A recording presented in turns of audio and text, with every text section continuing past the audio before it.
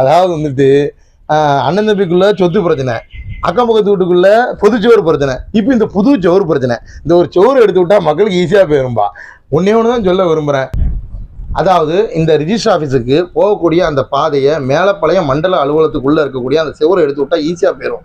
இதை வந்துட்டு கவுன்சிலர்கள் எல்லாரும் சேர்ந்து அதுக்கான முயற்சி எடுங்க. உங்களால் முடியலையா மண்டல சேர்மன்ட்டு அதை கொண்டு போங்க. மண்டல சேர்மனாலே முடியலையா நம்ம பகுதி பாளை பகுதி எம்எல்ஏ இருக்காரு, அவர்கிட்ட கொண்டு போங்க. இதெல்லாம் சேர்ந்து செஞ்சிடலாம். மக்களுக்கு தேவையான அத்தியாவசியமான விஷயத்தை செய்கிறதுக்கு தான் இந்த அரசாங்கம் இருக்குது. மக்களுக்கானதான் அரசும், அரசு அலுவலகங்களும், அரசு பணியாளர்களும், மக்கள் பிரதிநிதிகளும். ஓகேவா? மக்கள் அவங்க வேலையை செஞ்சாங்க, நீங்கள் உங்கள் வேலையை சரியாக செய்யணுங்கிறக்காக.